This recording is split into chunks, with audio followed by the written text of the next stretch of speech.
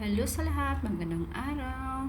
Ngayong araw to ay maaga kaming bumaba sa bahay dahil may check-up po si Rakitot. So, ngayon, ito nilalakad lang namin dahil ayaw namin mag-bus kasi kung sa bus, maghahantay din kami ng ilang minuto. So, matagalan din kami at plus, siksikan din sa bus kasi rush hour po kasi ngayon alas 8.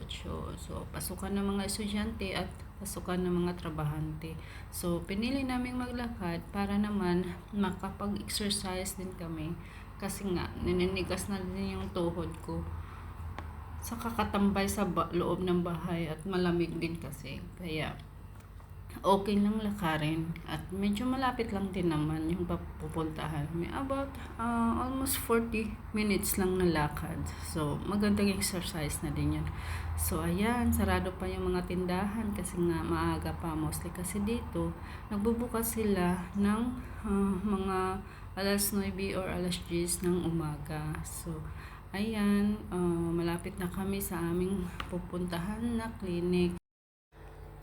Andito na kami sa clinic kung saan yung doktor ng aking anak. So, papasok na kami at magiging tagabukas muna ang inyong tagapaglingkod. So, ayan, kasi mahirap magbukas ng pinto habang tinutulak yung trolley at may dalawang ding taong sumusunod. So, pagbigyan na natin. So, habang hinihintay namin yung elevator kasi yung pupuntahan namin ay nasa first floor. So, mahirap namang dumaan ng hagdan na habang may bit-bit na trolley. So, habang hinihintay namin yung elevator ay kinakausap namin yung bata kasi antok na antok pa siya.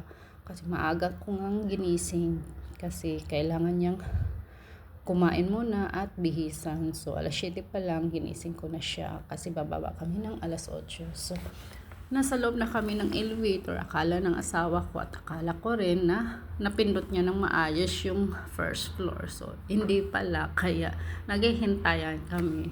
So, nung na-realize namin na hindi pala napindot, ay nagtatawanan na lang kami. O, di ba? Ang galing namin, no?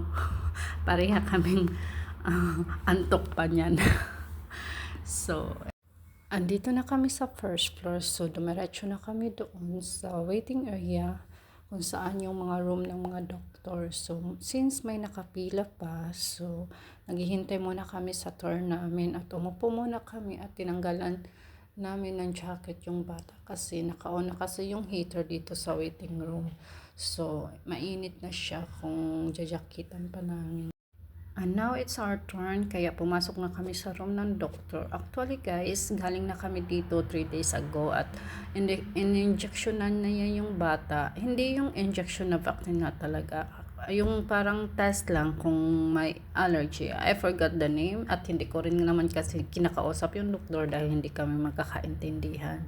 So yung asawa ko lang yung nakikipag-usap sa doktor. So pauwi na nga kami at hinihintay na namin yung elevator. Kaso matagal yung elevator kaya nawala na ng pasensya yung asawa ko. Ayan, ang solusyon, binitbit niya yung trolley. So, ayan guys, bye-bye. Hanggang dito na lang. See you in our next vlog.